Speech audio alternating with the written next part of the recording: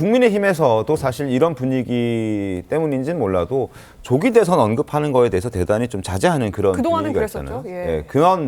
그런데. 그래서 이제 최근에 책도 냈던 그런 한동훈 대표를 향해서도 비판의 목소리가 많았고 갑자기 이제 안철수 의원의 또 얘기가 터져 나오기 시작했습니다. 먼저 윤상현 의원이 대표적으로 지금 이렇게 대선 출마에 사인을 보내고 있는 사람들에 대한 비판의 목소리를 많이 내고 있는데 그 목소리 먼저 들어보고 안철수 의원에 대한 얘기 잠깐 해보겠습니다. 지금은 한동훈 대표의 시간이 아니다. 일단은 대통령의 탄핵 심판 결정이 3월 초 중순에 예정돼 있지 않습니까? 그래서 대통령의 시간을 침해하지 마라. 라는 말씀을 드리고 싶은데 광장에 한번 가보십시오. 지금 뭐 출판 기념회를 하고 정치적으로 목소리를 낼 시기인지 아닌지 금방 답이 나옵니다. 네, 친윤계 의원들은 광장에 좀 가봐라. 지금 윤석열 대통령의 탄핵을 막겠다는 목소리가 훨씬 크기 때문에 대선에 대해서 논의할 때가 아니다. 이런 목소리를 내고 있는데 조심스럽게 이 친윤 의원들의 기류를 깨는 목소리가 당내에서 나오고 있습니다. 안철수 의원이 대선 출마 선언을 사실상 확실히 했거든요. 목소리 들어보겠습니다. 극심한 정쟁과 갈등을 넘어 통합으로 가야 합니다. 이 시대의 시대 정신인 시대 교체, 시대 전환을 완수해야 합니다. 오늘 기자회견은 사실상 대선 출마 선언이라고 봐도 될까요? 여러분들 생각하시는 대로 생각하시면 됩니다.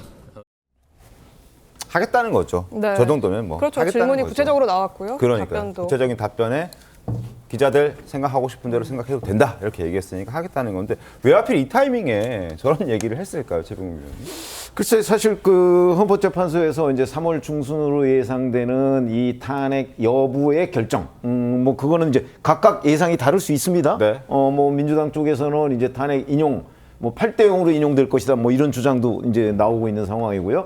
국민의힘 쪽에서는 뭐 그런 주장도 뭐 일부 있지만 또 기각될 것이라는 주장도 나오고 있는 게 사실이거든요. 네. 그래서 사실 국민의힘이 약간 딜레마적인 상황에 있는 거는 사실이에요. 근데 보통 최종 변론이나 이를테면 선고 전까지는 조금 자중하는 모습을 이제 단일 대화하는 모습을 보였다가 그게 나중에 이제 메시지를 낼 수도 그 있었는데. 집권당으로서는 원칙적인 얘기가 될 겁니다. 네. 그러나 그렇다고 해서 이 탄핵 인용 가능성에도 전혀 우리는 단 요만큼이라도 그 가능성을 생각하지 않겠다. 이렇게 얘기하면 갑작스럽게 탄핵이 인용되면 그로부터 2달 내에 대선이 있잖아요. 네. 그러니까 촉박하기 아마 두 가지 가능성을 다 준비하는 차원이라고 저는 보고 그 중에서 이제 이미 홍준표 대구시장은 선언하지 않았습니까? 그러니까 이제 안철수 의원도 뭐 사실상의 대권 도전 선언을 한 거죠. 그런 저는 이제 그 두 가지 가능성에 모두 대비하자는 차원이지. 네. 뭐 윤석열 대통령의 탄핵이 인용돼야 한다. 뭐 이런 주장은 아닌 걸로 보입니다. 아마 그렇게 된다면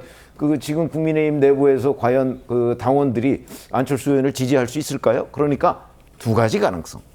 요걸 다 우리가 대비하자. 저는 그렇게 이해하고 있습니다. 그 알겠습니다. 대비한 시점이 지금이 된 거군요. 뭐 네. 지금은 뭐 사실은 뭐 조금 이르지 않느냐 이렇게 얘기하는 사람도 있는데 글쎄 저는 뭐 결코 이르지 않다고 생각합니다. 왜냐하면 임박했기 때문에 네. 충분히 이해할 수 있죠. 다들 그렇게 마음의 준비는 하고 있는데 그걸 이제 드러낸 사람이 안철수 의원이었고 현역 의원이라는 점에서 좀 놀랍다. 그리고 좀 왜 지금 했을까라는 궁금증도 있었고 홍준표 시장도 한 번 더 본인이 대선이 생기면 시장직 사퇴하고 출마하겠다라는 선언을 재차 확인을 시켜줬습니다. SNS에 이제 저렇게 글을 썼는데요. 자신의 이제 청년의 꿈 홈페이지에 저렇게 답변을 달았는데 대선이 만약 생기면 시장직 사퇴합니다. 그리고 내가 시장직 사퇴하고 대권 잡으면 그리고 대통령 되면 TK 현안은 모두 다 그냥 잘 해결될 겁니다. 그러니까 나는 가겠습니다. 뭐 이런 얘기를 해버렸습니다. 구자일 변호사님. 네.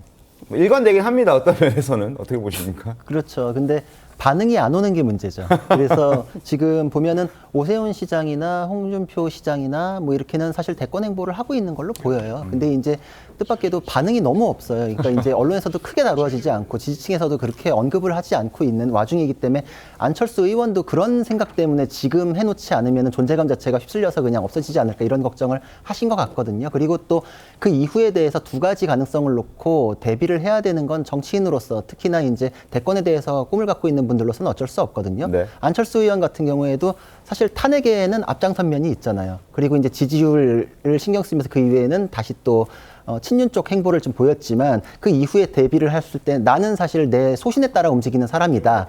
라는 얘기를 하기 위해서는 지금 타이밍에 저렇게 하는 게 필요했고 홍준표 시장 같은 경우에는 사실 뭐 이거저거 그렇게 별로 이렇게 개의치 않고 뭐 주관대로 밀고 나가시는 분이기 때문에 그 이후에 자연스러운 흐름이다 이렇게 생각을 하시는 것 같아요. 이게 일관된 모습을 보이긴 하셨는데 지금 지지층에서 그게 감정적으로 어떻게 받아들여질지는 제가 보기엔 좀 미지수인 것 같아요. 지금은 아직 그 감정을 보듬어 주고서 치유하면서 가야 되는 그 타이밍이 아직 있다고 생각을 하거든요. 그래서 홍준표 시장이 그런 면에서 지금 반응이 미지근한 게 아닌가 이런 생각이 듭니다.